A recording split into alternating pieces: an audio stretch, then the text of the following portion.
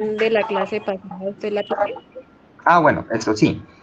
Con eso, gracias por la pregunta que me había pasado. Yo no sé qué pasó con las dos primeras sesiones que tuvimos. No se guardó de manera correcta, se perdieron esas dos grabaciones, pero la última sí estuvo, ¿sí? Sin embargo, yo en el transcurso del día o de la noche o a más tardar mañana en la mañana, les envío el link del canal de YouTube del PreICFES. Tal vez ustedes ya lo hayan visto. Ahí están todos los videos que se hicieron el año pasado con ejercicios muy diferentes a los que hemos resuelto hasta ahorita. Los ejercicios que vamos a resolver en esta sesión y en la siguiente son muy distintos a los que allí aparecen en el YouTube. Pero pues sí están esas sesiones teóricas, en algunos casos un poquito más amplias, ¿sí? Porque ahí se me fue el tiempo en otras cosas.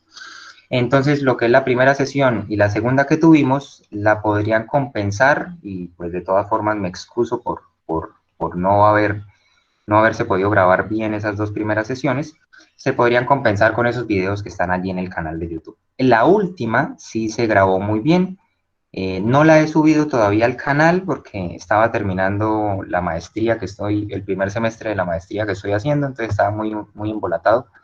Pero ya que terminé ese semestre, ahora sí voy a subirles esa grabación y de paso también les subiré la de este día que ya está grabando, ¿sí? Entonces ahí van a tener las grabaciones nuevas, la de la sesión anterior, que era de estadística y probabilidad, y esta primera sesión de ejercicios, ¿sí? Los demás videos que están ahí corresponden a las sesiones del año pasado, pero igual están bastante amplias.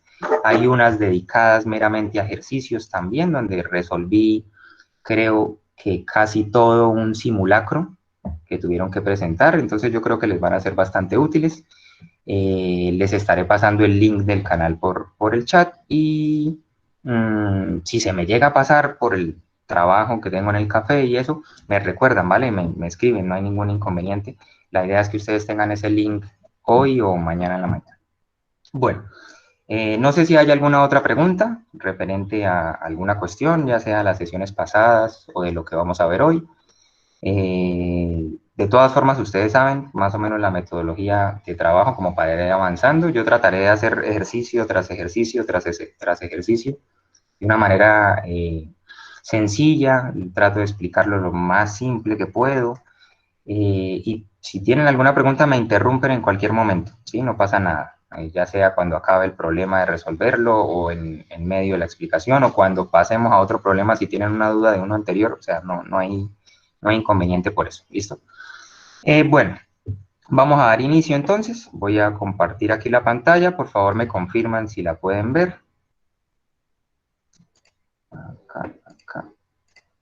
Listo, ya está compartiendo. ¿Sí la pueden observar? Sí, señor. Listo, muy bien.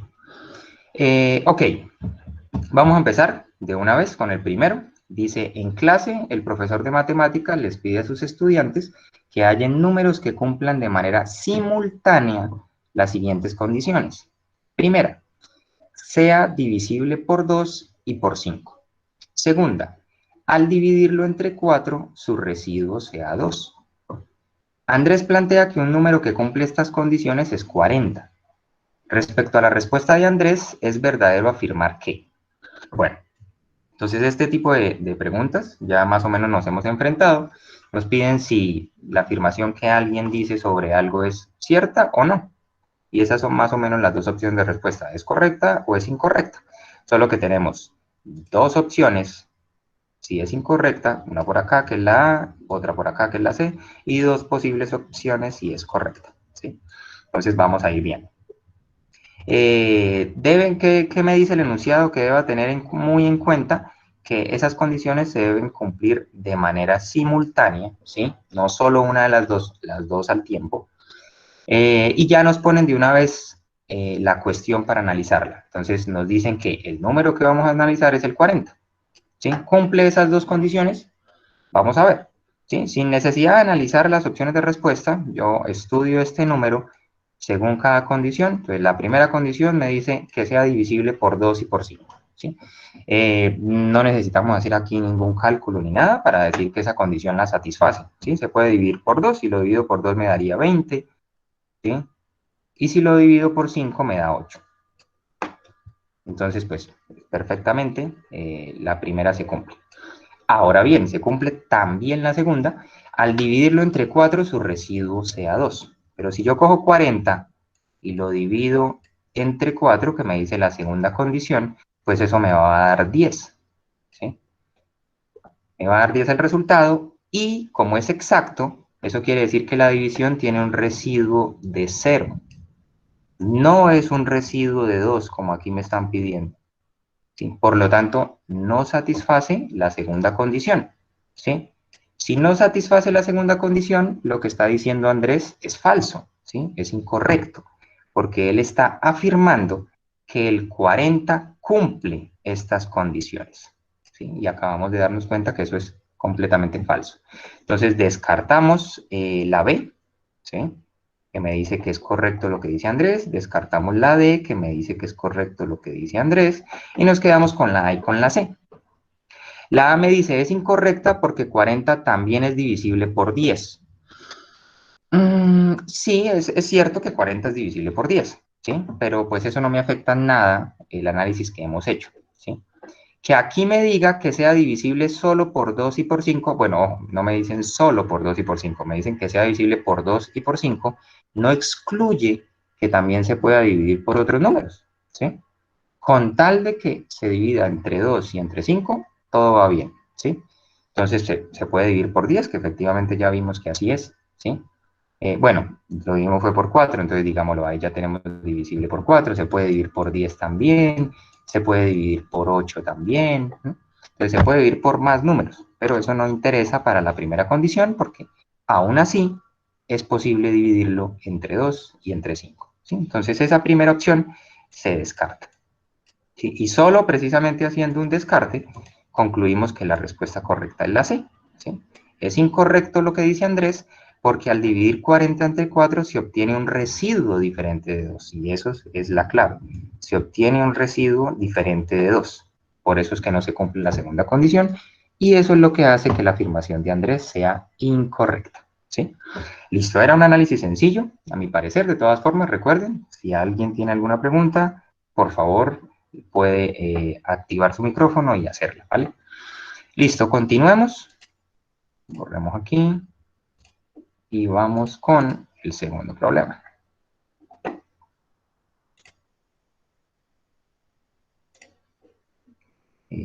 Bueno, la figura muestra el paralelogramo XYWZ. ¿Sí? Ahí lo podemos apreciar muy bien. Está en un plano cartesiano, así que tenemos también las coordenadas de cada punto. Me dice si el paralelogramo se traslada B unidades horizontalmente, al comparar la figura inicial con la nueva, una afirmación verdadera es. Una afirmación verdadera es. A. El área es la misma y el perímetro también. B. El área es la misma y el perímetro cambia. C. El área cambia y el perímetro es el mismo. O D. El área cambia y el perímetro también. Eh, este es, digámoslo, si lo vemos objetivamente, nos alejamos un poco del problema y simplemente analizamos muy bien lo que nos están diciendo. Ojo aquí con esto. Se traslada B unidades horizontalmente. Estamos haciendo una traslación, ¿sí? ¿Qué es una traslación? Correr algo, moverlo, ¿sí? Cuando algo se mueve, no se afecta el algo como tal, ¿sí? Es decir, cuando algo se mueve, no necesariamente se espicha, ¿sí? Cuando algo se mueve, no necesariamente pierde masa. Cuando algo se mueve, en este caso, no quiere decir que pierda, que cambie su área, que cambie su perímetro, ¿sí? Simplemente se mueve. Entonces, si hacemos mover esa figura, pues no tiene que cambiar nada de esa figura, simplemente la posición de cada uno de sus puntos. Entonces, si lo trasladamos B unidades horizontalmente, vamos a hacer aquí un breve esbozo. Eso quiere decir que cada punto de la figura se traslada B unidades horizontalmente. Es decir, W, vamos a decir que B unidades es hasta acá, entonces W va a quedar aquí. Este sería un W'. Esta Y va a quedar más o menos por acá. Entonces este sería un y'. Este x también b unidades va a quedar más o menos por aquí. Este sería un x'. Y esta z quedaría más o menos por acá. Esta sería un z', ¿sí? Y si uno de esos puntos, bueno, supongamos que esto está recto, ¿no? Si uno de esos puntos, nos damos cuenta pues que lo único que hicimos fue mover la figura, no hicimos más, ¿sí? Su área, su perímetro no cambian en absoluto. La única manera para que pueda cambiar el área pues es que sea grande la figura. Por ejemplo, que aquí dejáramos fijos el punto X, dejáramos fijo el punto Z y pusiéramos de pronto por acá W. Y pusiésemos 3 más o menos por acá Y. ¿Sí? Y esta sería la nueva figura. Obviamente ahí amplié el área cambió, ¿sí? Porque no trasladé todos los puntos. Pero este no es el caso, entonces lo mismo aplica para el perímetro.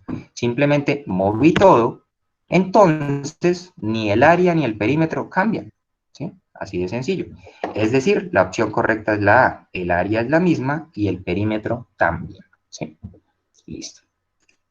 Borremos aquí y continuemos con el otro. El tercero me dice, una empresa de mensajería necesita 3 camiones para hacer sus envíos entre 3 ciudades diferentes, P, Q y R. La ubicación de las ciudades en una línea recta y las distancias se muestran en la gráfica. Pues ahí apreciamos cada uno de esos puntos, ¿sí? Apreciamos las distancias correspondientes, me dicen que de P a R tenemos 20 kilómetros, me dicen que de Q a R tenemos 12 kilómetros, y aquí me dan una variable que es la que ya va a entrar en juego, ¿sí?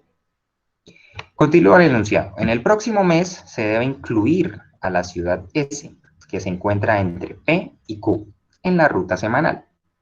Para calcular la distancia N entre P y S, es necesario que conozca, ¿sí? Entonces ahí me dan las opciones. A, la suma de la distancia de P a Q con la distancia Q a R, ¿sí? Esperamos, démosle ingreso aquí a alguien. Ok. Listo, continuamos. La suma de la distancia de P a Q con la distancia Q a R, ¿sí? Pues, ¿qué me están pidiendo? Para poder hallar N, que es esta distancia de acá, esta distancia entre P y S, ¿sí? ¿Qué necesito saber? La suma de la distancia de P a Q con la distancia de Q a R, es decir, de aquí hasta acá más de aquí hasta acá. Pues esa distancia yo ya la tengo, que son 20 kilómetros. ¿Me es necesaria para hallar N? No, no tiene ningún sentido, ¿sí? Vamos, dejémosla ahí, por el momento esa se descarta. B, la distancia de S a Q, ¿sí? Esta es interesante, pues quiero que una vez nos fijemos en esta. La distancia que hay de aquí a acá, ¿sí? Voy a hacer ahí un análisis rápido, vamos a ver. Tengo la distancia total de inicio de intervalo, digámoslo así, a final del intervalo, que son 20 kilómetros. Tengo la distancia que hay desde Q hasta R, ¿sí? Y si yo, a la distancia total, que son 20 kilómetros, entonces vamos a hacerlo aquí de rapidez. Si yo a 20 kilómetros, que es la distancia de P a R, le resto 12 kilómetros, ¿qué distancia me queda? ¿Sí?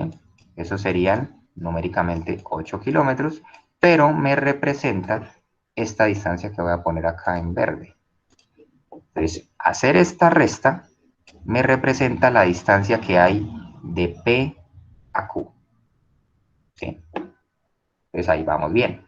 Esta opción me está diciendo que para poder hallar N, necesito saber la distancia de S a Q, esta distancia de aquí. Y efectivamente así es, porque si yo conozco esta distancia, yo ya sé la distancia que hay de P a Q, que la acabo de hallar, 8. Ahora, si yo tomo esa distancia y le resto la distancia que hay de, perdón, de S a Q, Si le resto esa distancia, efectivamente obtengo la distancia que hay de P a S, ¿sí? Con los valores que me está dando el enunciado y conociendo lo que me dice el ítem B, efectivamente logro hallar la distancia N, ¿sí? Esa distancia que hay entre la ciudad P y la ciudad S. Entonces, efectivamente, la respuesta correcta es la B. Y si seguimos analizando las otras, vamos a confirmar que así es. Entonces, ya podemos de una vez decir, espérenme un momento.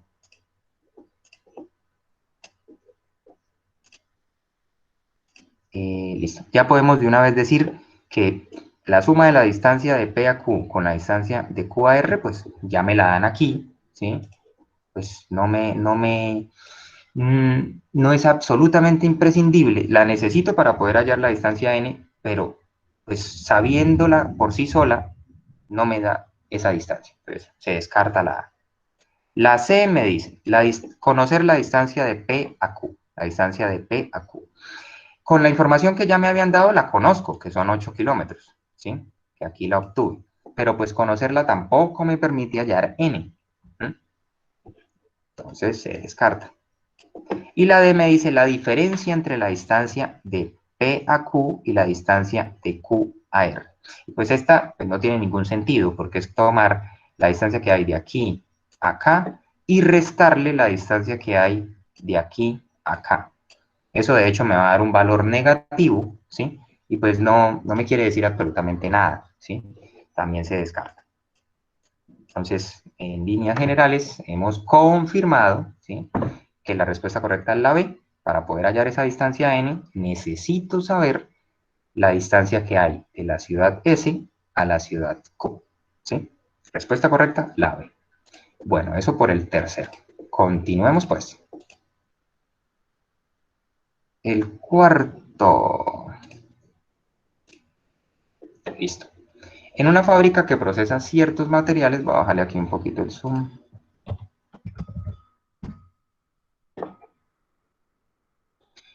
En una fábrica que procesa ciertos materiales para generar dos productos P y Q, hay dos líneas de procesamiento. Al comenzar una jornada de trabajo a las 6 a.m., la línea del producto Q empezó con un total de 200 productos terminados del día anterior. En contraste, la línea del producto P empezó sin ningún producto terminado.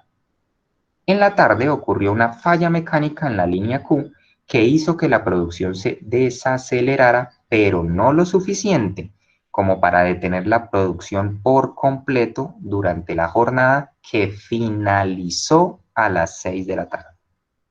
Al siguiente día, un trabajador debe presentarle un reporte de la falla al dueño de la fábrica. Mientras explicaba la desaceleración en la producción, el trabajador mostró esta gráfica. Entonces ahí más o menos la podemos apreciar, ¿sí? Esta que está aquí con punticos corresponde al producto P y esta que está aquí en cuadritos corresponde al producto Q. Notamos entonces, más o menos como nos dice el enunciado, vemos cómo se va decayendo de a poco la producción del producto Q, ¿sí?, hasta efectivamente las 6 de la tarde. En cambio, en el caso del producto P, pues se produjo de manera constante hasta el final del día. No se dejó de producir ese producto, ¿sí? Pues ahí están los valores de producción, las horas, pero los valores de producción no nos interesan, exceptuando un punto, ¿sí?, que es este de que la línea Q empezó con 200 productos. Y aquí confirmamos efectivamente que así es. Cuando inició la jornada de trabajo, la línea Q ya tenía 200 productos hechos. Espérame un momento. Listo. Continúa el enunciado. La gráfica no representa el proceso descrito inicialmente, ¿sí? Entonces ya nos están diciendo que esa gráfica no cumple lo que dice el enunciado, ¿sí? ¿Pero por qué? ¿Sí? Que eso es lo que me están pidiendo acá en este problema. ¿Cuál es la razón de que la gráfica no se adapte, no se amolde a lo que dice el enunciado anterior? A. La cantidad de productos P que se producen por hora es la misma que para Q. Pues sí, efectivamente eso ocurre, ¿sí? El enunciado, digámoslo, no no dice nada al respecto, no dice la cantidad de elementos que se producen para cada línea. Así que no podemos, con la información que tenemos en la gráfica y en el enunciado, decir, ah, no, está mal porque se producen los mismos productos en cada línea. ¿Sí? No tengo la suficiente información para eso. Con ver la gráfica yo digo se producen 200 unidades de cada producto por hora. ¿Sí? Pero, como no se afirma nada de eso en el enunciado, pues no tengo razones para decir que ese es el error que se está presentando. ¿Sí? Ya cuando encontremos la respuesta correcta, confirmaremos pues cuál es verdaderamente el error. Bueno, la B dice, bueno, dejemos la B, que es la correcta, aquí lo adelanto para ahorita, pero vamos a ir descartando las otras. La D, la cantidad del producto P nunca supera la cantidad del producto Q. Si nos fijamos, pues sí la supera, ¿sí? Este es el producto P, la producción de P, y efectivamente es más alta que la producción de Q, lo que pues va de la mano, concuerda con lo que dice el enunciado, porque la línea Q se desaceleró por una falla. Obviamente la línea P tenía que sobrepasarlo, ¿sí? Entonces eso sí está ocurriendo en la gráfica, coincide con lo que dice el enunciado, así que la la D no tiene ningún sentido. La C, la producción en la línea Q nunca se desacelera. Pues esa no tiene tampoco sentido, porque en la gráfica puedo apreciar cómo esa curva va decayendo, ¿sí? Aquí viene lineal, lineal, lineal, lineal, y ¡puf! En algún punto empieza a desacelerar su producción. Eso se puede apreciar en la gráfica. Así que, efectivamente, concuerda con lo que dice el enunciado. No puede ser esta la respuesta correcta. La A, ya más o menos con lo que dijimos la descartamos, ¿sí? No me dice nada, no interesa que se produzcan en ambas líneas los mismos productos por hora. El enunciado no especifica nada de eso, así que no tengo herramientas para saber si en ese sentido es correcto o no. En cambio, la B sí me deja ver claramente un error, ¿sí? Entre lo que dice el enunciado y lo que se muestra en la gráfica. ¿Por qué? La opción B dice, la producción del producto Q se detuvo a las 5 p.m. ¿Sí? Si notamos, nos vamos aquí a la gráfica, 5 p.m., ¿sí? Ahí efectivamente se paró, porque si nos movemos ahora hasta las 6 p.m., pues notamos que la línea es horizontal, ¿sí? Pues eso quiere decir que durante esa hora se tenían más o menos 1900 unidades del producto Q.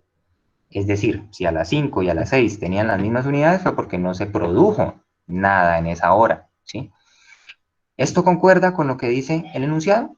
Vamos a ver. Dice, en la tarde ocurrió una falla mecánica en la línea Q que hizo que la producción se desacelerara. Ojo, pero no lo suficiente como para detener la producción por completo durante la jornada que finalizó a las 6 p.m.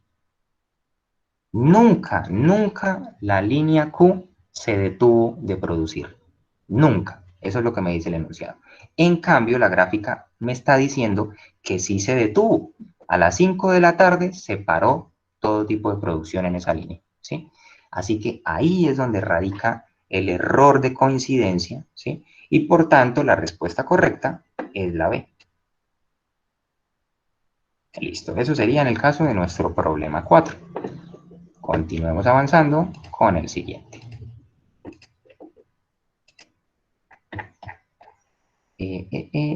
Bueno, este es el 8. Este sí me toca disminuirlo un poco para poder ver todo.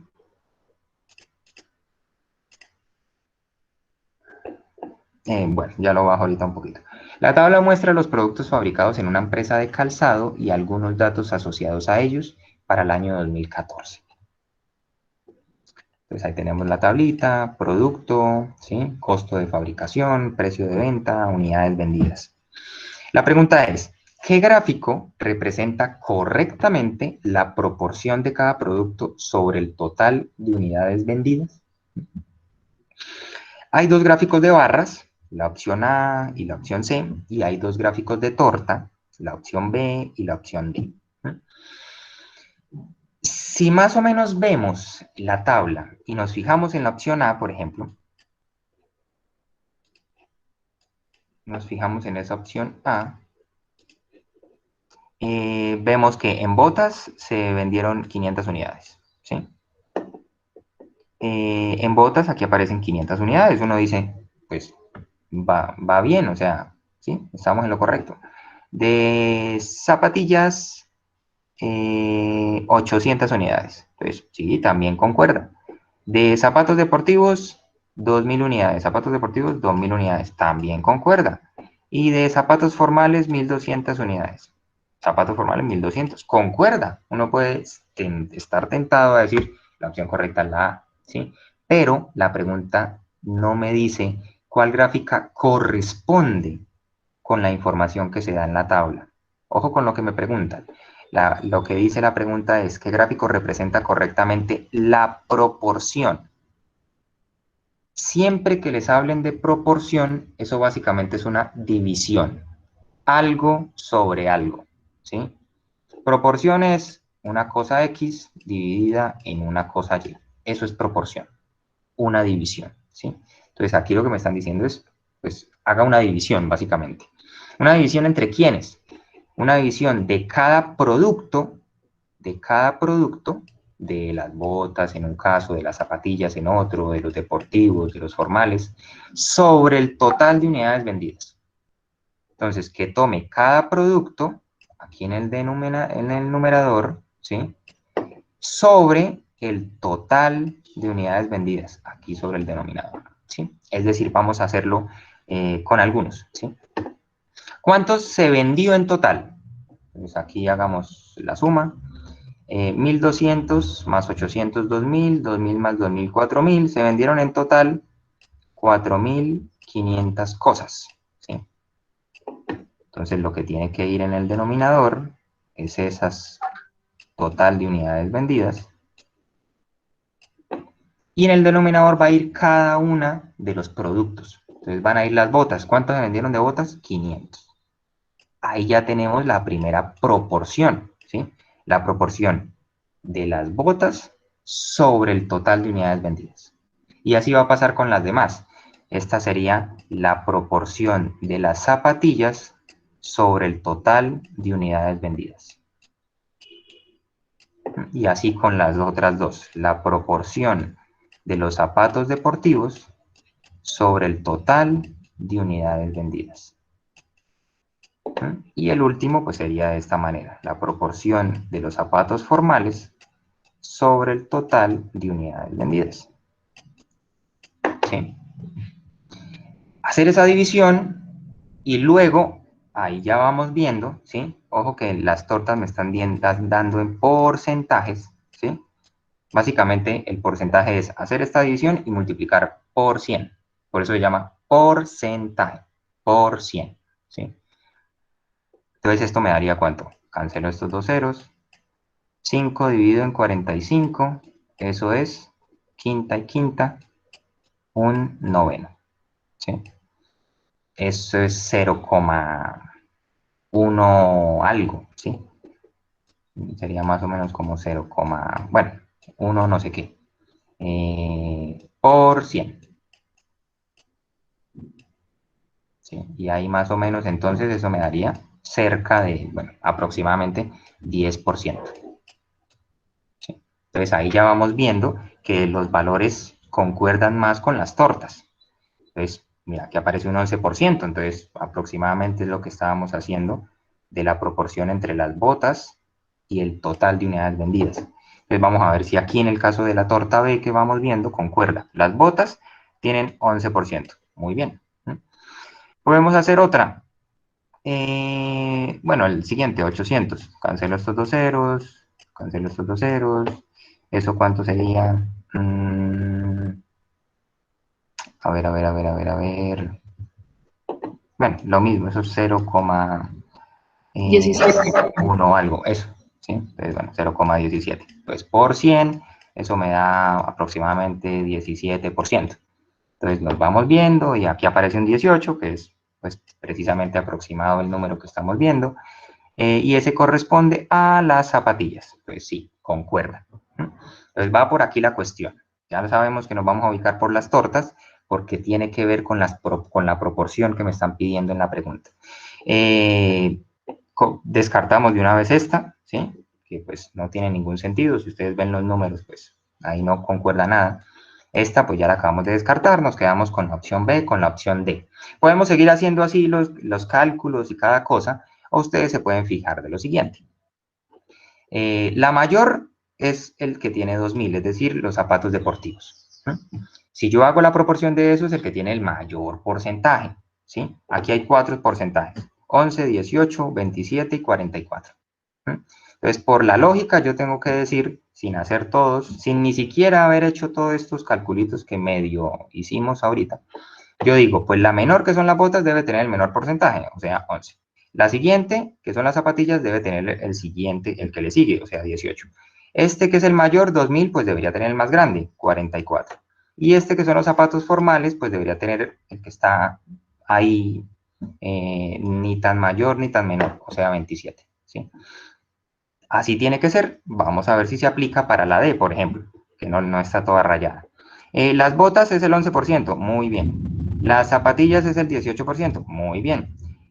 Los zapatos deportivos es aquí dice zapatos deportivos, bueno, este debería estar un poquito gris, ¿sí? Concuerda con este, pero pues es el 27%. No tiene sentido, es el que debería ser el porcentaje más grande. A los zapatos deportivos le debe corresponder el 44%, ¿sí? Que es el mayor porcentaje. Así que esta está mal. La respuesta correcta es la B. Y pues quien lo desee puede hacer los cálculos correspondientes de estas dos divisiones que quedan, luego multiplicar esos resultados por 100 y verá que los porcentajes están por ahí. Listo. Respuesta correcta de este problema, la B. ¿Sí? Ok. Recuerden, si tienen alguna pregunta, por favor me interrumpen. Continuemos. 10. Dejémoslo así. En un curso de educación física se practican 3 deportes: atletismo, fútbol y baloncesto. Los alumnos pueden practicar 1, 2 o 3 deportes según lo deseen. En la figura se muestra cómo se distribuyen los alumnos, ¿sí? Entonces aquí vemos un diagrama de Venn. Este tipo de diagramas es muy interesante porque permite observar directamente, de forma gráfica y muy sencilla, relaciones entre conjuntos, ¿sí? Entonces, en todo este círculo tenemos los que hacen atletismo. Vamos a hacerlo con otro color. En todo este círculo tenemos los que hacen baloncesto. Y en todo este círculo tenemos los que hacen fútbol. Pero lo lindo del diagrama de Venn es que me permite ver las relaciones que hay entre uno y otro conjunto. Entonces aquí podemos notar, voy a hacerlo con amarillo, aquí podemos ver que hay 3 estudiantes que practican atletismo y baloncesto. Aquí en este 2 podemos ver que hay 2 estudiantes que practican fútbol y baloncesto. Y en el centro, ¿sí?, que precisamente es lo que une los 3 conjuntos, pues hay 6 estudiantes que practican atletismo, baloncesto y fútbol, ¿sí? Concuerda con lo que dice el enunciado de que pues los estudiantes pueden practicar la cantidad de deportes que quieran, ya sea uno, ya sean dos o ya sean los 3. Ahora bien, el profesor de la materia quiere saber cuál es la probabilidad de que un estudiante del curso practique fútbol únicamente. ¿Sí? Esa palabra es la clave para llegar a la respuesta. Practique fútbol únicamente. Para ello plantea la expresión. Entonces, hace una división. Recuerden la cuestión de probabilidad. La probabilidad básicamente es hacer una división, ¿sí? Voy a escribirla aquí de rapidez, que para poder resolver correctamente este problema, pues simplemente teníamos que tener en mente la definición de probabilidad. Y es número de casos favorables, ¿sí?, los que van de la mano, los que se relacionan con lo que el problema me está diciendo, sobre el número de casos totales. Esa es la formulita que debemos tener en mente, ¿sí? Y es lo que quiere hacer el profesor. Entonces él plantea esa división, tiene en la cabeza esa definición, ¿sí? Y dice que en el numerador está 4 más 6 más 2 más 20, ¿sí? Si nosotros buscamos esos números en los conjuntos, aquí están. Aquí está el 20, aquí está el 2, aquí está el 6 y aquí está el 4. ¿Qué hizo o qué está haciendo el profesor? Está considerando todos los estudiantes que practican fútbol. Pero ojo con el error. Bueno, ya veremos que lo que me dice el enunciado es que pues, el profesor se equivocó. Pero él se equivocó porque se comió esta palabrita. Fútbol únicamente. ¿Sí? Él está tomando los estudiantes que practican fútbol en general. ¿Sí? No excluyó los que practican fútbol y baloncesto, no excluyó los que practican fútbol y atletismo, no excluyó los que practican los tres deportes. Lo que me pide el enunciado es solo los que practican fútbol, únicamente, un solo deporte. Pero el profesor está considerando los que practican dos deportes, los que practican tres deportes. ¿Sí? Ahí es donde está el error. Por eso el enunciado sigue diciendo, un alumno se da cuenta de la expresión que plantea el profesor y le comenta correctamente que la expresión tiene un error. ¿Sí? Ya vimos por qué. Espérenme un momento. ¿En qué consiste el error? Ahora sí. Entonces ya les adelanté que tiene que ver con esta palabrita. Aprovecho para recalcar lo importante de la lectura, ¿sí? Fijarse en los detalles de cada problema.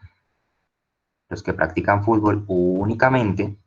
Entonces, ¿en qué consiste el error? La opción A me dice, el error consiste en que los números que aparecen en el numerador y en el denominador se deben colocar en forma ordenada según su magnitud. Pues eso no afecta nada, ¿sí? Si yo los pongo en orden, ¿cómo sería el numerador?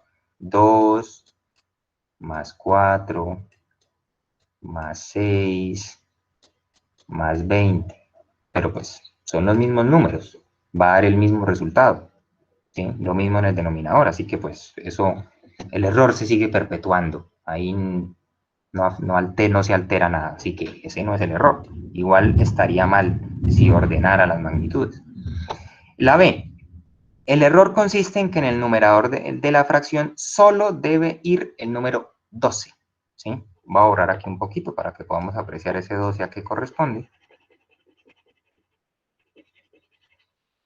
Solo debe ir el número de 12. ¿De dónde sale ese 12? De sumar estos tres. De sumar 4 estudiantes que practican fútbol y atletismo, 6 que practican los tres deportes, ahí vamos 10, y 2 que practican fútbol y baloncesto, ahí están los 12, ¿sí? Pero pues no está cumpliendo lo que dice el enunciado, porque estamos teniendo en cuenta estudiantes que practican fútbol, sí, pero que también practican otro deporte, y pues eso no tiene sentido, no va de la mano con esta palabrita, que solo practiquen fútbol, ¿sí? Así que ahí tampoco va la vaina. El D dice, el error consiste en que los números que aparecen en el numerador deben estar en el denominador y los del denominador deben estar en el numerador. Eso también es falso porque violaría la definición de probabilidad. Recordemos, en el denominador siempre deben estar los casos totales, ¿sí? Y si nos fijamos, pues debajo están todos los estudiantes que hay, que serían 10 más 25, aquí notamos 10 más 25, más 3, más 6, más 2, más 20, más 4. Ahí se están sumando el número de casos totales. En este caso, pues los estudiantes que están en la clase de educación física. Así que si yo invierto el denominador para el numerador y viceversa, pues ya no estoy hallando probabilidad, estoy haciendo un cálculo de otra vaina, ¿sí? Entonces tampoco puede ser la opción D. En cambio, la opción D, pues sí, tiene que ver con la definición de probabilidad y con lo que el enunciado me está diciendo. El error consiste en que en el numerador de la fracción solo debe ir el número 20. Y solo tiene que ir ese número porque son los 20 estudiantes que únicamente practican fútbol, ¿sí? Ellos no practican otro deporte, ahí lo notamos con el diagrama de Venn. Ellos solo practican fútbol. Así que esto debería ser pues el numerador sí queda intacto, ¿sí? Y aquí debe ir un 20.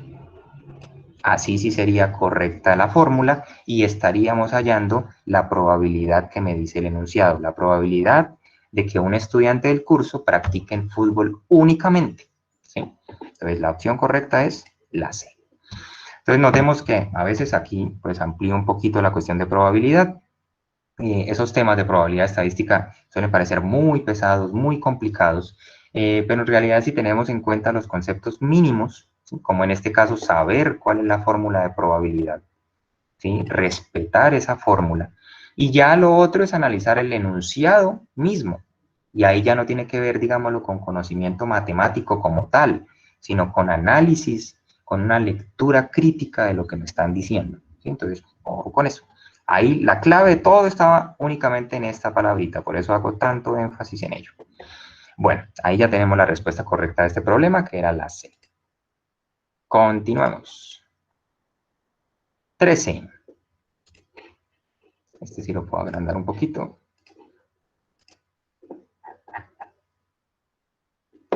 Listo. La gráfica muestra el consumo de petróleo per cápita en el año 2013 de algunos países de Sudamérica. Entonces ahí tenemos el valor del consumo de petróleo, los países, son 7 países en total. Y me dice, de los países mostrados en la figura, ¿cuál corresponde a la mediana del consumo de petróleo per cápita? Sencilla, esta pregunta es sencilla, directa, al grano. No se puede resolver si yo no tengo ni idea, pues, qué quiere decir mediana, ¿sí? Y ahí ya tenemos que recordar algo que vimos la sesión anterior. ¿Qué es eso de mediana? ¿Sí? En estadística, para analizar datos, ¿sí? Bueno, hay muchas otras formas, ¿no? Pero una de las más comunes es usar 3 nombrecitos, ¿sí? El de moda, el otro es el de media, y este que aquí me están hablando, que es el de mediana.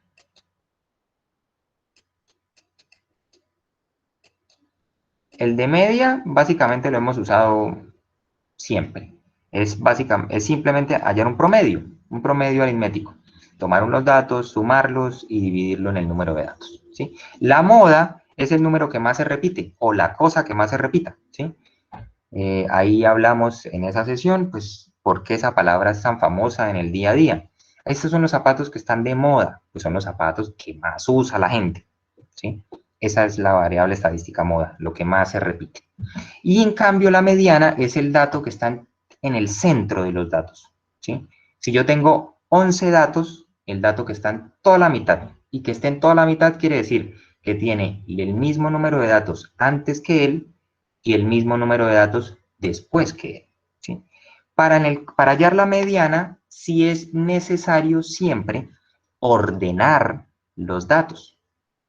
Aquí yo puedo replantear esa gráfica y verla desde lo más bajito, por decir algo, este es el consumo de un país, luego viene este, luego viene este, luego viene este, luego viene este, ordenarla así, de menor a mayor. Podría hacer eso, para poder hallar fácilmente la mediana, ¿sí? Pero pues aquí simplemente con observación yo me puedo dar cuenta de ello, ¿sí? Como para no demorarnos tanto en llegar a la respuesta. Si yo noto, voy a hacer aquí una línea, estos 3 que alcanza a tocar la pseudolínea que hice, son los más pequeños, ¿sí? Y aquí con otro color, voy a ponerlo con azul, estos 3 que toca esta otra pseudolínea que hago, son los 3 datos más grandes. Entonces, ¿cuál es la mediana del consumo de petróleo per cápita para estos países? Pues el que tiene 3 países por debajo, ¿sí? Y el que tiene 3 países por encima. Es decir, este que no tocó ninguna de las líneas que acabo de dibujar, ¿sí? Ecuador sería la mediana de este conjunto de datos, ¿sí? Está ahí en toda la mitad. Antes de él hay 3 países que tienen un consumo inferior, después de él hay 3 países que tienen un consumo superior. Entonces, respuesta correcta, la D. Con otro color para que se vea. Respuesta correcta, la D. Ecuador es la mediana. ¿Sí? Listo. Espero que haya quedado claro. Notemos otra vez. Simplemente conocer la definición de un concepto, obviamente saber interpretarlo, saber aplicarlo, era fundamental para poder llegar a esta respuesta, si no, no se podía, a no ser de que fuera de pura suerte. ¿Sí? Listo, continuemos.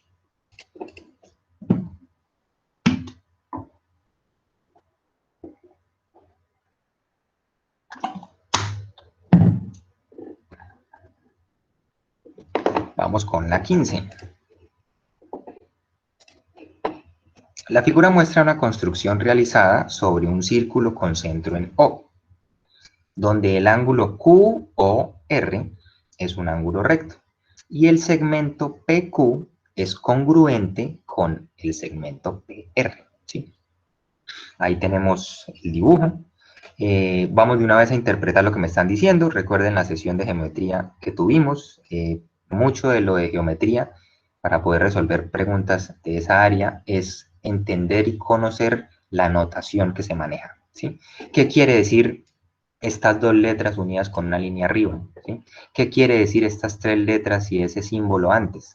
¿Mm? Cuando menciono solo un punto, pues a qué doy a entender. El enunciado obviamente me va ayudando con eso, pero saber esa simbología ya me va a ayudar mucho. Entonces, esto quiere decir segmento de recta. Esto pues también quiere decir segmento de recta, que va desde el punto P al punto Q, en este caso que va del punto P al punto R. Esto quiere decir un ángulo que está en la unión de estos tres puntos, pero el ángulo pertenece al de la mitad. Recuerden eso. ¿Sí? Entonces, si aquí nos paramos, aquí tenemos el punto Q, aquí tenemos el punto R, aquí tenemos el punto O. Entonces, el ángulo del que me están hablando es este de aquí. ¿Sí? Entonces, bueno, eso es lo que me están diciendo. Ese es el ángulo que me están diciendo, es un ángulo recto. ¿Qué quiere decir que sea un ángulo recto? Que vale 90 grados. ¿Sí? El segmento PQ es congruente, esa es otra palabrita que debemos conocer, congruente. ¿Sí? Lo podemos tomar como es igual, pero no, igual es un concepto delicado, porque igual quiere decir lo mismo, ¿sí? Pero pues aquí son dos líneas distintas. Entonces yo no puedo decir son iguales, porque pues son diferentes las líneas, ¿sí? Parece como un poco bobo, un poco tonto esta lógica, pero pues es necesario respetarla. Congruente quiere decir que tienen la misma medida, aunque no sean lo mismo, aunque no sean la misma línea, aunque no sean el mismo punto, aunque no sean la misma figura. Tienen la misma medida, pero no son lo mismo, ¿sí? Entonces, la línea que va de P a Q, voy a ponerla con otro color, el segmento que va de P a Q, este de acá, mide lo mismo que el que va de P a R. ¿Sí? Eso es lo que me quiere decir esa parte.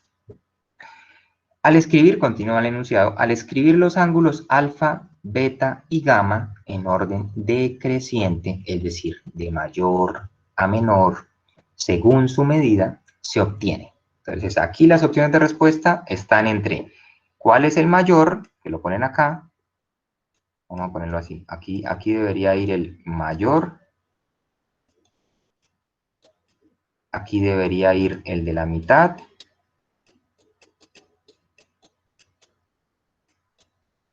y aquí debería ir el menor ángulo. Entonces esa es nuestra tarea, analizar esta figura y decir cuál ángulo es el más grande, cuál le sigue y cuál es el más pequeño. ¿Sí? Entonces voy a borrar un poquito para verlo todo limpio. Bueno, aquí podemos sacar ciertas cosas, es un círculo, entonces si yo noto en un análisis rápido, esta medida que está desde el centro hasta aquí, hasta Q, es el radio del círculo, ¿sí? Y esta medida que está desde el punto, desde el centro hasta R, también es el radio del círculo. Así que esos dos lados son congruentes, miden lo mismo, ¿sí? Ya sabemos que estos dos lados son congruentes porque me lo dice el enunciado, ¿sí? Por lo tanto, podemos concluir como, si vemos, aquí se forman dos triángulos, ¿sí? Este sería uno, un triangulito, y este sería otro triangulito. Esos dos triángulos también son congruentes. Si tienen ya dos lados iguales, dos longitudes iguales, la tercera, porque sí, debe ser igual. Así que los triángulos tienen la misma medida de todo. Si tienen la misma medida de los lados, también deben tener la misma medida de los ángulos, ¿sí? Es decir, este angulito que hay aquí es el mismo angulito que hay aquí, ¿sí? Este angulito beta que me pusieron acá, pues también es este beta. Y aquí surge otro concepto que vimos en la clase de geometría. Voy a hacer aquí un poquito de énfasis porque me parece importante, ¿sí? Recuerden, este ángulo alfa, voy a sacarlo acá aparte, este ángulo alfa, si yo le hago una línea que le pase por toda la mitad, ¿sí? Aquí se formaría el ángulo beta. Acabamos de decir que ese ángulo beta que hay ahí en ese triángulo es el mismo que se formaría en este otro, ¿sí? Esta lineecita que parte el ángulo alfa de esa manera, en dos ángulos iguales, se llama bisectriz. ¿Sí? Recuerden eso, bisectriz. La línea que parte un ángulo en dos ángulos iguales. Haciendo ese análisis, también podemos concluir que pues tenemos beta aquí debajo y tenemos beta aquí encima, ¿sí? El otro ángulo que me hablan es este, ¿sí? Gamma, que también está aquí, ¿sí? También aparece por acá, también es gamma, ¿sí? Entonces vamos a ver algo. Voy a volver a borrar para que esto se vea más fácil. Ahora lo que voy a decir. Recuerden que la suma de los ángulos internos de un triángulo es 180, ¿sí? Yo aquí puedo ya establecer los valores. Yo incluso, la pregunta incluso me podría decir, ¿cuáles son los valores de los ángulos? Me lo podría preguntar así, tal cual, porque hay manera de determinarlo. Pero bueno, para no extenderme más dando valores numéricos y decirles cómo salen, vamos a ver. Ya sabemos que este ángulo que está aquí es el mismo que está acá para este triángulo. Ya sabemos que este ángulo que está aquí es el mismo que está acá. Y también dijimos que este ángulo que está aquí es el mismo que está acá, ¿sí? Si nos damos cuenta, aquí también está un radio. Del punto P al punto R también vale el radio del círculo. Perdón, del punto P al punto O también vale el radio del círculo, ¿sí? Entonces, ¿qué quiere decir? Que esto mide el radio y que esto también mide el radio. Y recuerden que cómo se llama un triángulo así, que tiene dos lados iguales. Un triángulo isósceles, ¿sí? Y un triángulo isósceles obligatoriamente debe tener estos dos ángulos, este de acá y este de acá, iguales, ¿sí? Entonces yo podría decir lo siguiente, 180, como ya dijimos que los dos triángulos son semejantes, tienen las mismas medidas de todo, entonces se aplica esta fórmula para los dos triángulos. 180 es igual a gamma más 2 veces beta.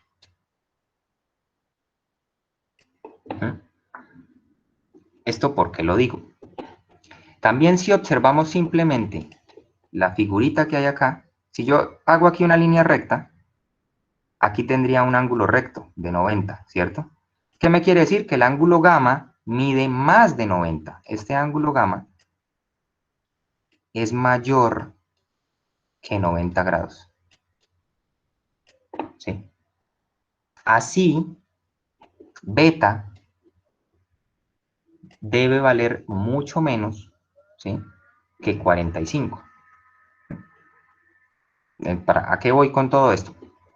Como beta es la mitad que el ángulo alfa, voy a poner aquí otra formulita, alfa es igual a 2 veces beta, pues este 2 veces beta también lo puedo tomar como alfa, ¿sí? Ese alfa va a ser menor, sí o sí, obligatoriamente, espero que esto se me entienda, ese ángulo alfa va a ser menor que 90 grados. Así que, aquí ya notamos la relación de todo. El mayor ángulo de los tres que me están mostrando, de estos tres que aquí tengo, ¿sí?, debe ser obligatoriamente el ángulo gamma, porque vale más de 90. Debe ser obligatoriamente el ángulo gamma para que se cumplan estas condiciones que hemos hablado. El que le sigue debe ser el ángulo alfa, ¿sí? Y pues, lógicamente, porque alfa es el doble del ángulo beta, así que pues es más grande. Y el más pequeño de todos es el ángulo beta. Así que el orden correcto para dar con la respuesta correcta es, el mayor es gamma, el que le sigue es alfa y el menor es beta. La respuesta correcta es la B. ¿Sí? Espero no se hayan perdido con lo que acabo de decir. ¿Sí? Recuerden, ¿tienen alguna pregunta? Me la pueden hacer. ¿Sí? Yo de todas formas pues puedo ir avanzando para no quedarnos tan atrás en los ejercicios, pero me pueden detener en cualquier momento, ¿vale? Bueno, respuesta correcta de este problema número 15, la B. Seguimos. 19.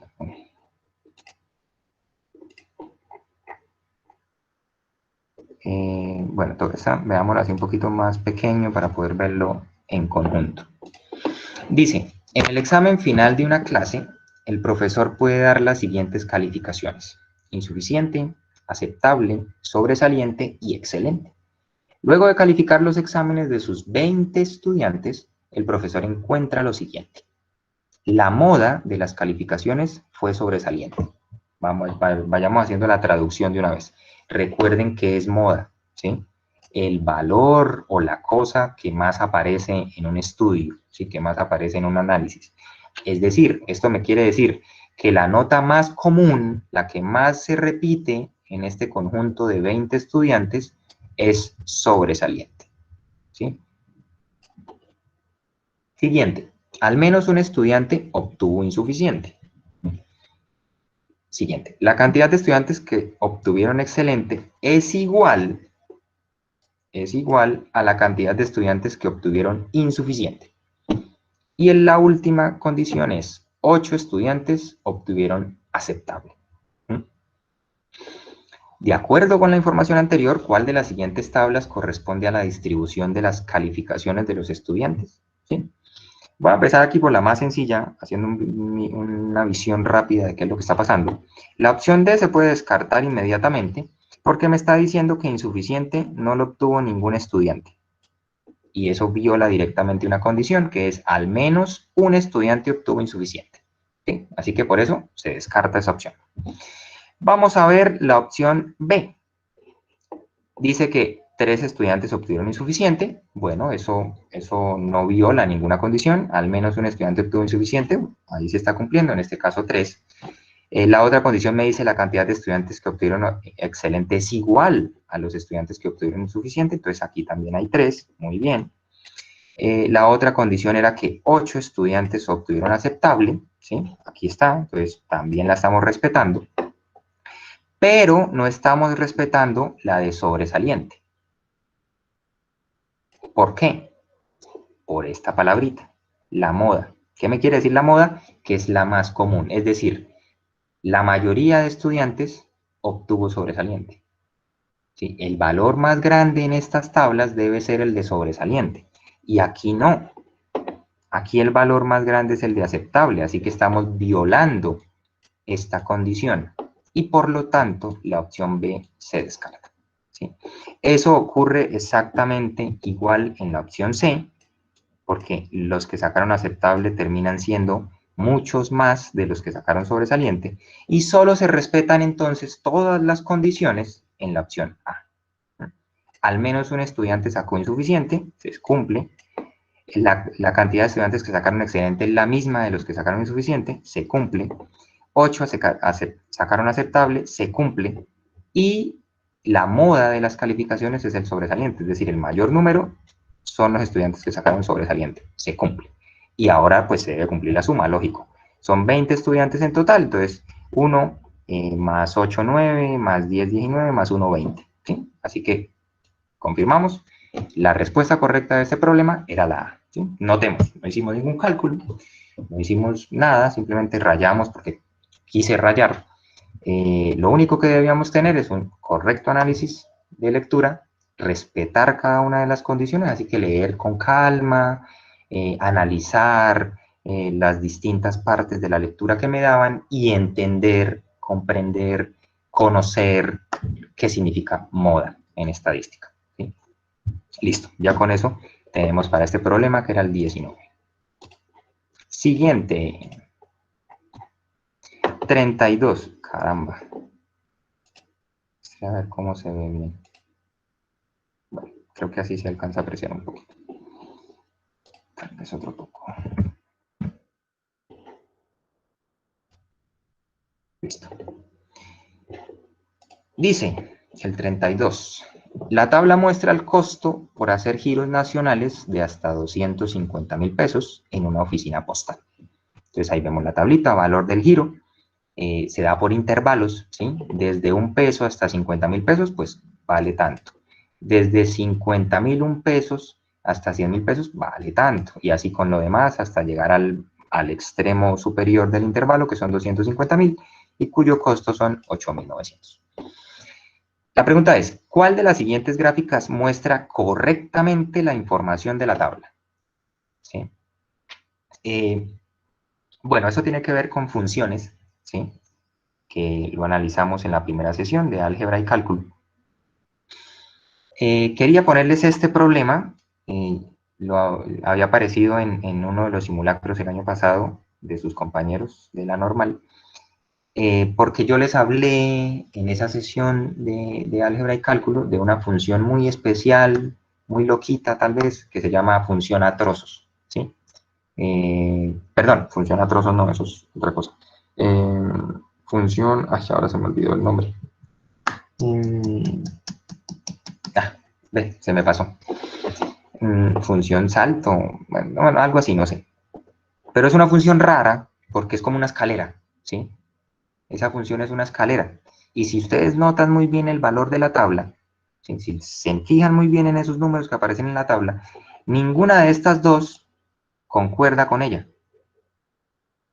Porque esta línea continua que va de un punto menor y termina en uno mayor, exactamente de la misma manera que este, pues no tiene que ver con lo que aquí está diciendo. Veamos, miremos las variables de la gráfica. Tenemos costos en el eje Y y tenemos valor del giro en el eje X. ¿Sí?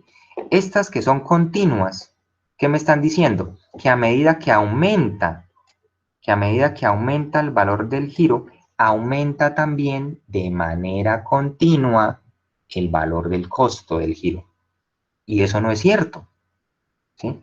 Si yo estoy en 50.000, aquí esta gráfica me dice que el costo vale 6.000 pesos. Y eso es falso, ¿sí? La tabla me está diciendo que si yo tengo 50.000 lo que voy a enviar, el costo son 4.700. Y entonces, ¿sí? Y si yo me sigo moviendo hacia la derecha en el eje X, por ejemplo aquí en 200.000, me diría esta gráfica que el costo del giro es de 8.900. Y aquí aparece 200.000 y me está diciendo que el costo del giro son 8.300. Así que no concuerda ningún valor con una gráfica continua, ¿sí? Exactamente lo mismo pasa con la D. No concuerdan los valores, ¿sí? Así que no tiene ningún sentido esas dos funciones. Vamos a ver las otras dos, la B y la A. Bueno, la B primero son solo puntos, ¿sí? O sea, si yo me paro aquí, por ejemplo, en, no sé, 20.000, pues notemos, no hay ningún valor para 20.000, ¿sí? No hay ningún punto que corresponda al eje Y para 20.000 pesos del valor del giro. No tiene sentido. Y lo mismo pasa si yo tomo acá uno de 70.000, por ejemplo. No hay ningún punto para 70.000. Y aquí otro de 130.000, no sé, 140.000. No hay ningún punto, ¿sí? Esta función tampoco tiene ningún sentido, no se aplica para nada. La única que tiene la lógica es esta función escalera. Bueno, se me sigue olvidando. Es la única que se amolda a la información de la tabla, ¿sí? Vamos a confirmar. Y le encontraremos sentido por qué aquí aparece un puntico abierto y por qué aquí aparece un puntico cerrado. Me dice, valor del giro, desde 1 peso hasta 50.000. Esto es claro también la tabla, hasta 50.000. Más de 50.000, no, hasta 50.000. Si usted ya se pasa a 1 peso de 50.000, ya el valor del giro es otro, ¿sí? Entonces ahí vamos. Si yo llego, vamos a analizar esos valores límite. Si yo llego a 50.000, si yo llego a 50.000, me dice la tabla que el costo son 4.700. Efectivamente, por eso el puntico está lleno. Lo toma, ¿sí? 4.700. Pero aquí aparece otro punto más arriba para 50.000, que son 6.000. O sea, ¿está tomando 2 puntos? No. Por eso es que ahí el punto está abierto. Que un punto en una gráfica esté así abierto, me quiere decir que ese punto no lo toma la gráfica, ¿sí? Ahí no hay nada. Entonces, el único valor que toma esta función para 50.000 pesos de valor del giro son el que está llenito, es decir, 4.700. Y voy a borrar ahí ese color para que se den cuenta que ese punto sí está lleno, ¿sí? Entonces ese es el valor que toma, 4.700. Y podemos hacer lo demás con así el mismo análisis con los puntos extremos. 100.000 debe valer el costo 6.000 pesos. Nos paramos en 100.000, nos damos cuenta que son 6.000 pesos, está lleno el punto, pero más arriba hay otro en 7.500, pero no, está vacío, ¿sí? Entonces me quiere decir que no, este punto de 7.500 no lo toma 100.000, el que toma 100.000 es el de abajo, 6.000 pesos, ¿sí? Entonces ahí vemos esa lógica rara de este tipo de función. Y pues, si confirmamos, está así en lineecitas, porque si yo ahora tomo un valor en el centro, supongamos acá 180.000 pesos, pues me da un punto, ¿sí? Aquí aparece el punto y pues ese punto corresponde a 8.300. Vamos a la tabla. ¿Sí? ¿Cuánto dijimos? 180.000. Estamos en el rango de 150, es decir, a 200.000. El valor el costo del giro es 8.300, efectivamente, 8.300. ¿Sí? Haciendo este análisis, pueden continuar haciéndolo para darse cuenta que esta función, la que me muestra la opción A, es la que concuerda con los valores de la tabla que está arriba, ¿sí? Tal vez sea un poco extraña para ustedes este tipo de función, pero en muchos casos prácticos se aplica, como este. Si ustedes han ido a Efecti o si ustedes han pagado el giro de algo, siempre me lo dan en un intervalo. Es un monto, no es un valor específico. Si yo voy a enviar 20.000, el costo vale tanto, pero si yo voy a enviar 25.000, ya es otro costo. Si voy a enviar 30.000, ya es otro costo. No. El costo de un giro de esas características se da por intervalos. De tanto a tanto, vale tanto. De tanto a tanto, vale tanto. Y la única función que se amolda a ese comportamiento es una parecida a la de la opción A en este caso. Bueno, espero que haya quedado claro esta pregunta. Bueno, continuemos. Vámonos con otro de probabilidad.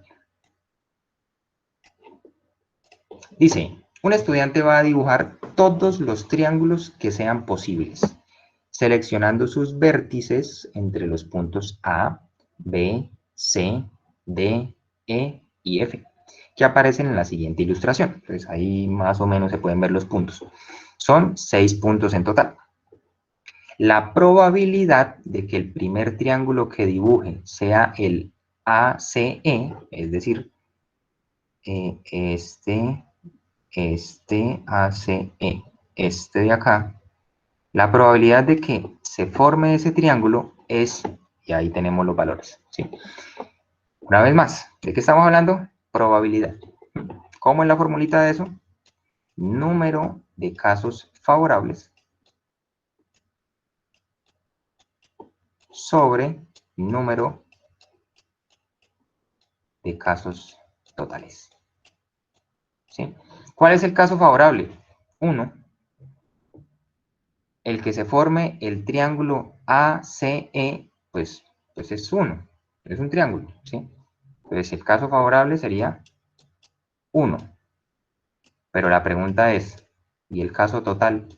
¿Cuál es la cantidad de posibles triángulos que pueden formarse? ¿Sí? Esa sería la pregunta en este caso.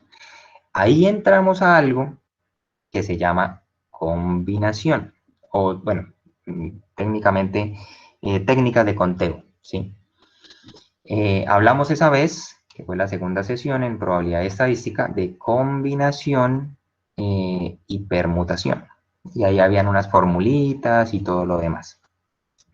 Espero que el análisis que vaya a hacer sea entendible. Este es un tema que hay que repasar una y otra vez. Por eso en esa sesión les envío unos links para ampliar la información con varios videos que me parecían muy útiles, porque la única manera de entender estos temas de combinación, permutación, técnicas de conteo, es estudiarlo una y otra vez, ¿sí? Si no, es un poco complicado entender. Entonces, en ese sentido, pido un poco de excusas y les pido que por favor también vayan revisando esa información para que puedan ampliar mejor su entendimiento sobre este asunto. Bueno, aquí cómo es la cuestión entonces. La idea es partir de, ¿cómo decirlo?, de los elementos que tengo, ¿sí? ¿Cuántos elementos tengo? Tengo 6 puntos con los que quiero armar triángulos, pero en este momento no interesa que quiera armar triángulos. ¿Cuántos elementos tengo? 1, 2, 3, 4, 5 y 6 elementos, ¿sí? Listo, tengo 6 elementos y quiero agruparlos, ¿sí? Ojo, agruparlos en grupitos de 3. Formar un triángulo es unir 3 puntos, ¿sí? Entonces, de 6 puntos que tengo, quiero unir 3. Entonces, los voy a unir de 3 en 3, ¿sí? Eso es lo primero que debo analizar. Ahora, en este tipo de asuntos, para uno saber si es combinación o permutación, debemos preguntarnos si el orden importa. ¿Cómo así orden? Bueno, vamos a revisar. Si yo formo el triángulo que quiero analizar, A, C, E, así, si tomo primero el punto A, luego lo uno con el punto C y después lo uno con el punto E, es diferente que yo tome primero el punto C, luego tome el punto E como segunda opción y al final lo una con el punto A. ¿Formo un triángulo diferente? ¿Formo otra cosa? Estoy formando el mismo triángulo, ¿sí? Si yo parto de A, luego voy a C y luego voy a E y lo cierro, que sería esta opción, es exactamente la misma vaina que yo coja y como lo acabo de poner acá, empiece en C, luego vaya a E y al final llegue a A. Es el mismo triángulo lo que estoy formando, ¿sí? Entonces aquí, bajo esta pregunta, ¿importa el orden? Pues no, no interesa el orden en la que aparezcan los elementos. No interesa que primero elija el punto A y al final el E. Se puede aparecer como sea. La otra opción es tomar primero el punto E, luego el punto A y al final el punto C.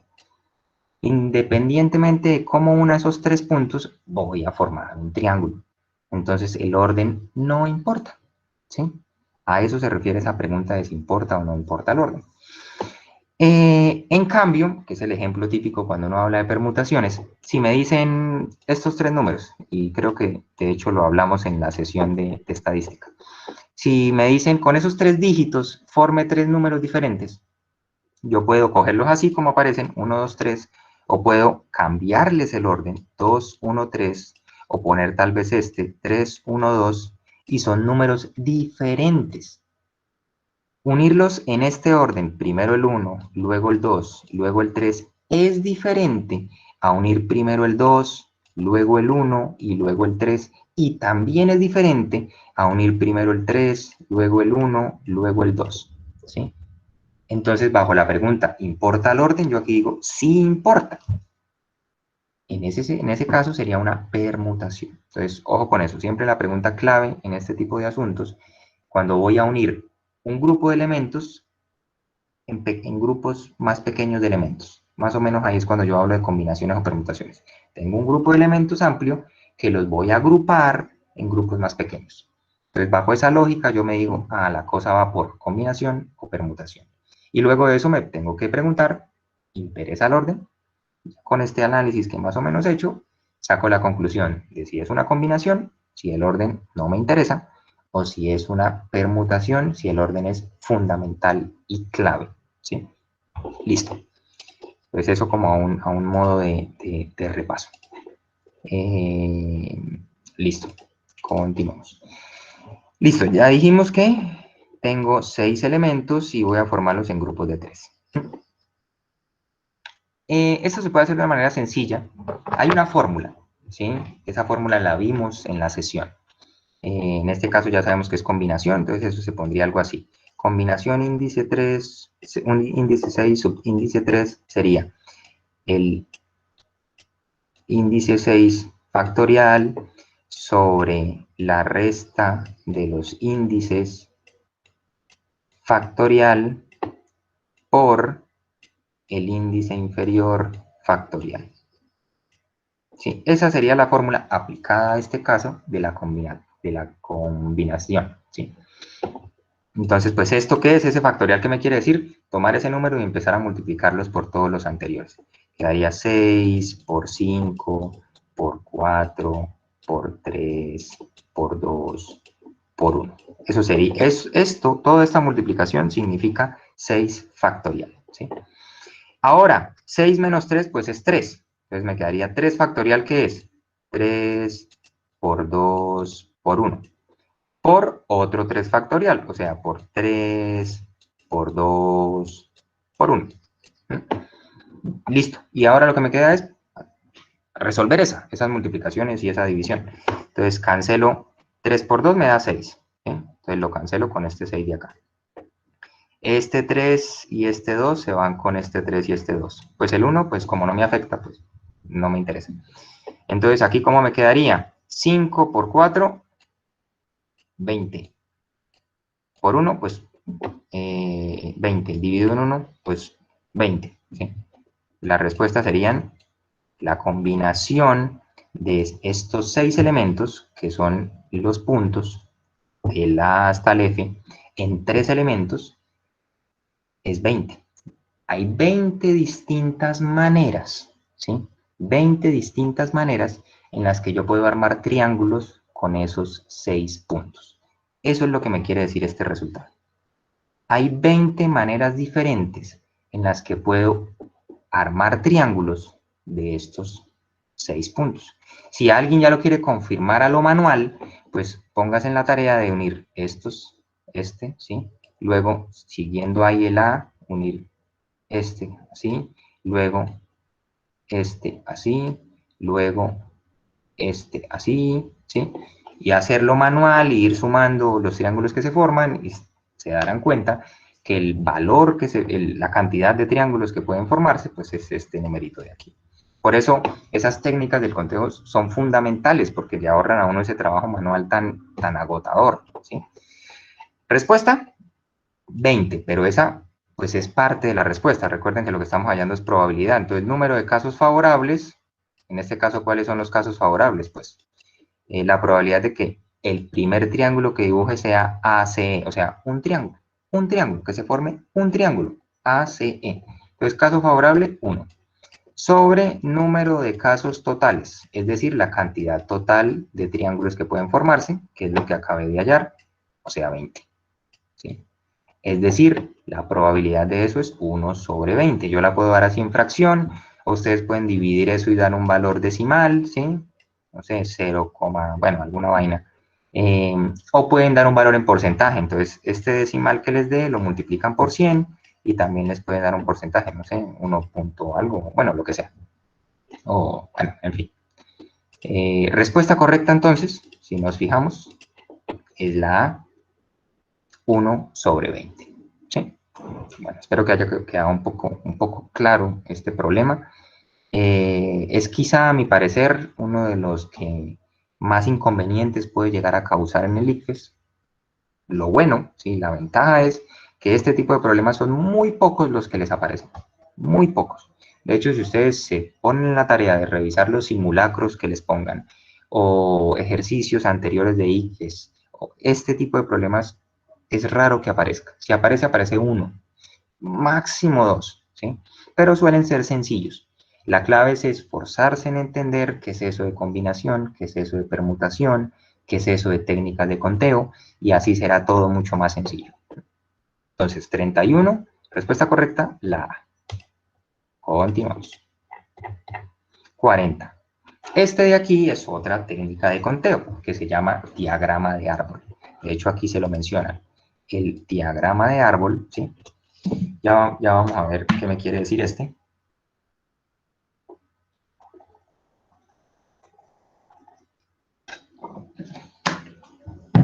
que podemos llegar a la respuesta por simple observación. Con los dígitos 2, 4 y 7, se desea formar números de 3 cifras que cumplan una determinada condición. Una determinada condición. ¿Cuál condición? No me dicen, ¿sí? El diagrama de árbol de la figura presenta todas las opciones para formar los números que cumplen esa condición. Una vez más, no me están diciendo cuál condición. Entonces, se forma el diagrama de árbol porque me permite apreciar fácilmente, primero, la cantidad de números que pueden formarse. Y segundo, cómo se pueden formar esos números. Entonces nos fijamos. Si empiezo, ya sabemos que son 3 dígitos, 2, 4 y 7. Si empiezo con el 2, el diagrama de árbol me está diciendo, hay 2 opciones que yo puedo tomar ahora. Le sigue el 7 o le sigue el 4. Si me voy por el camino del 7, solo queda una opción posible, que es que le siga sí o sí el 4.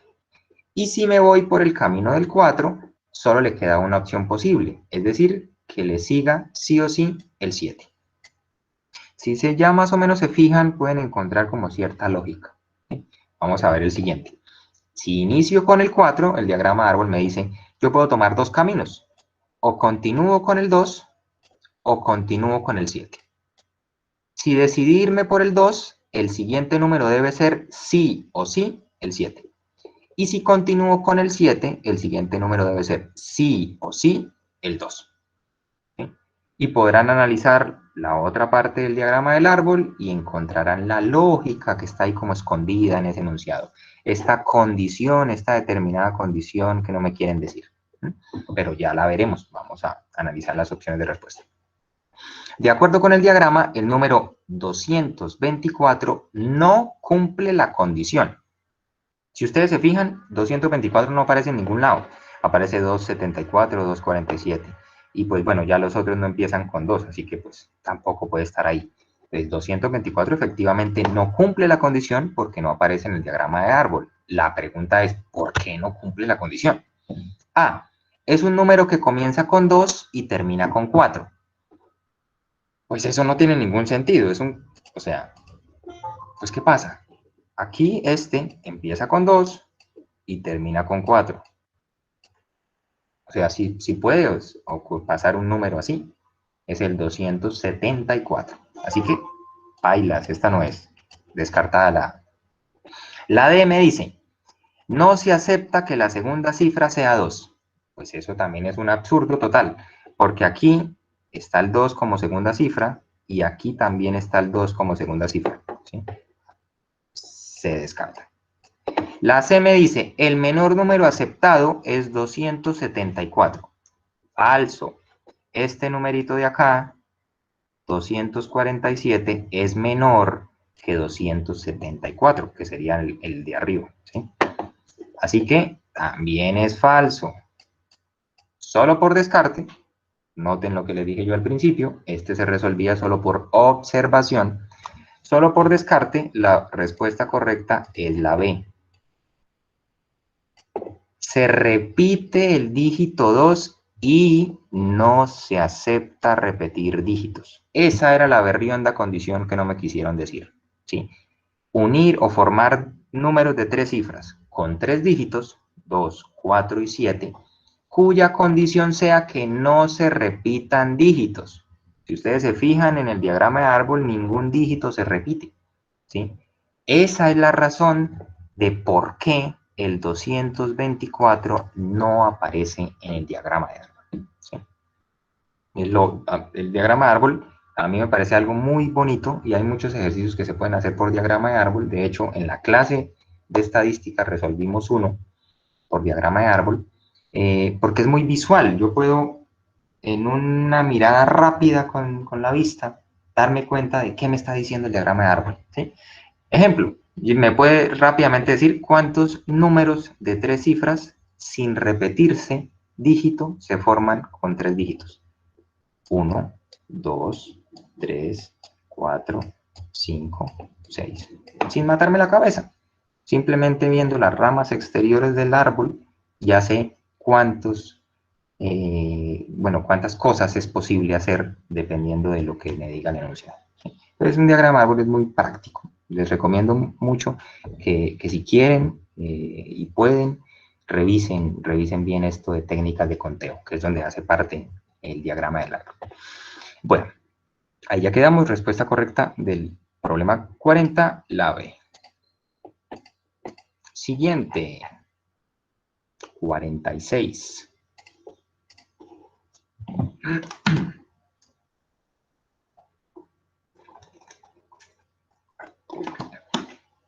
Dice, una persona que vive en Colombia tiene inversiones en dólares en Estados Unidos y sabe que la tasa de cambio del dólar respecto al peso colombiano se mantendrá constante este mes, siendo un dólar equivalente a 2.000 pesos colombianos y que su inversión en dólares le dará ganancias del 3% en el mismo periodo.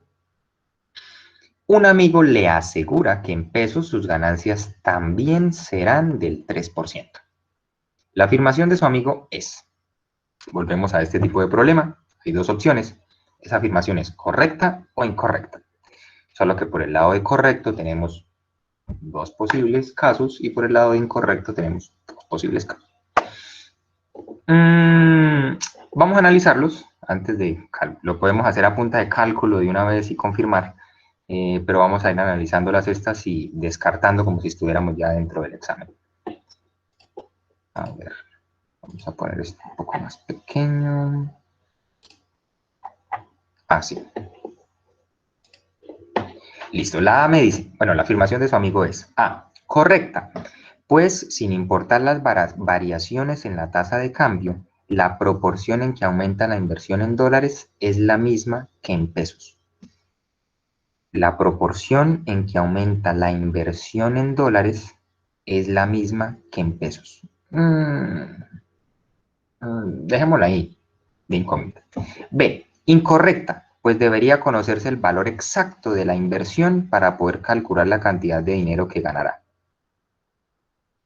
Esta la podemos descartar inmediatamente, ¿sí?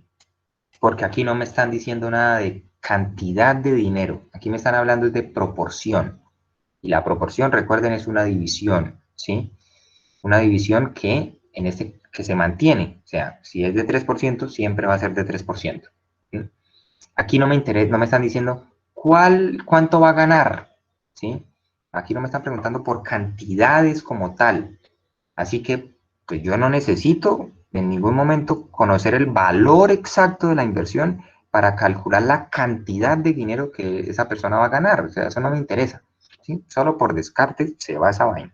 La C, correcta, pues el 3% representa una proporción fija en cualquiera de las dos monedas, puesto que la tasa de cambio permanecerá constante. Esa tiene bastante opciones, ¿sí? D, incorrecta, pues el 3% representa un incremento que será mayor en pesos colombianos, pues en esta moneda cada dólar representa un valor 2.000 veces mayor. Esta opción D es, digámoslo, es como un error que puede ocurrir de manera común, ¿sí? Uno, claro, uno dice, si gana el 3% en dólares, pero es que apenas estamos, un dólar representa 2.000 pesos, ¿sí?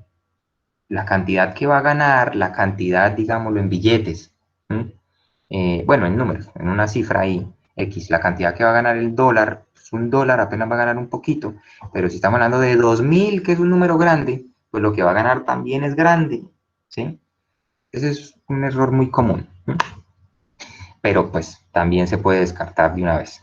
Bueno, para terminar de ir a la fija, esta es una de esas preguntas en las que uno le tocaría seguir leyendo y leyendo y leyendo y leyendo para ir a la fija y descartar, como otras que hemos hecho. Vamos a suponer algo, ¿sí? Como me están hablando de porcentajes, no interesa los valores que yo use. Un porcentaje, yo puedo hablar del 10% y tener 1.000 cosas o tener 100. Igual va a ser el 10%, ¿sí? No interesa las cantidades a las que haga referencia. Entonces vamos a suponer lo siguiente. Vamos a suponer que esa persona tiene 100 dólares. Voy a decirlo así con la D, 100 dólares. Que su inversión le dará ganancias en el mismo periodo. Listo. Entonces, esos 100 dólares que tiene, va a ganar el 3% de ellos. Recuerden lo que significa porcentaje. 3%. 3 de cada 100, ¿sí? Entonces, con $100 va a tener de ganancia $3, ¿sí? Ahora, $100, ¿cuántos? Bueno, esto como 3% de ganancia, ¿no? Vamos a ponerlo así, como 3% de ganancia. $100, ¿cuántos pesos son? Cada dólar son 2.000 pesos, ¿sí? Entonces vamos a tener 2.000 por 100, o sea, le agrego 2 ceros. Aquí vamos a tener 200.000 pesos. También bajo una ganancia del 3%, ¿cuánto voy a tener de dinero? Si hacemos eso, el 10%, el 1% de estos son 2.000, 6.000 pesos.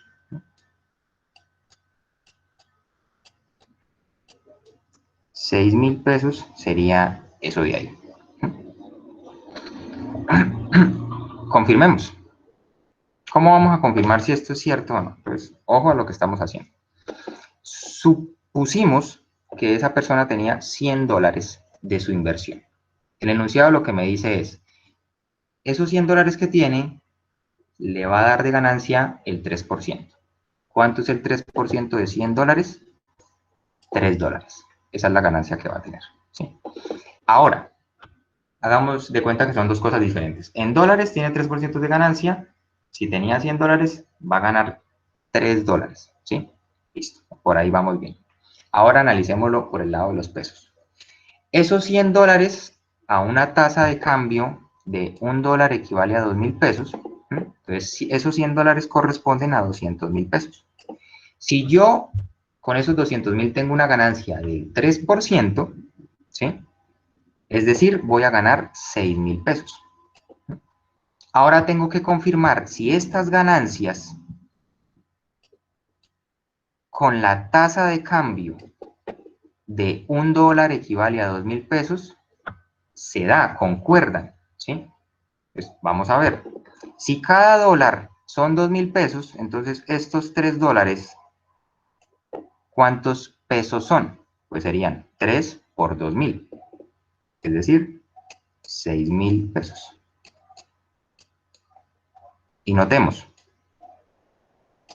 es el mismo valor, ¿sí? Entonces, si el man estuviese en Estados Unidos y hace su inversión en dólares, va a ganar $3. Pero esos $3 equivalen a 6.000 pesos. Pero si el man está en Colombia y tiene 200.000 pesos, el 3% de ganancia son 6.000 pesos, ¿sí? Las dos ganancias, ya sean dólares o ya sean pesos, si son del 3% en ambos casos, y si la tasa de cambio permanece constante, ¿sí? Va a ser verdad lo que dice esa persona. Esa persona que asegura que en pesos sus ganancias también serán del 3%, ¿sí? Aquí lo acabamos de confirmar de una manera, digámoslo, no rígida, no bajo fórmulas ni nada de eso, simplemente con sentido común, ¿sí? Pongamos el ejemplo de que cambia, que al principio esta era la ganancia porque $1 valía 2.000 pesos, pero llegó a cambiar, sigue ganando el 3%. Si está en Colombia gana el 3%, o sea, va a ganar 6.000 pesos. Pero si está en Estados Unidos, gana el 3%, es decir, va a seguir ganando los $3, pero ahora la tasa de cambio es distinta. Supongamos que ahora $1 equivale a 3.000 pesos. Entonces, ojo aquí lo que pasa, ¿sí?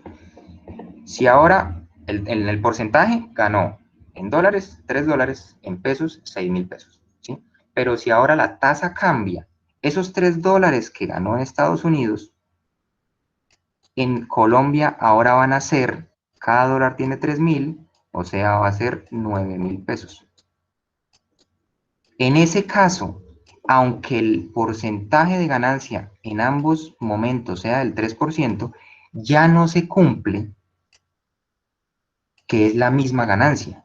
En Estados Unidos ganaría 9.000 pesos y en Colombia ganaría 6.000 pesos. ¿Por qué no se cumple? Porque cambió, valga la redundancia, cambió la tasa de cambio, ¿sí? Solo es posible que sea verdad lo que el amigo le dice, de que las ganancias en Colombia y en, bueno, en dólares y en pesos van a ser del 3%, van a ser las mismas, Solo es posible que eso sea cierto si la tasa del cambio permanece constante, ¿sí? ¿Qué es lo que me dice el enunciado?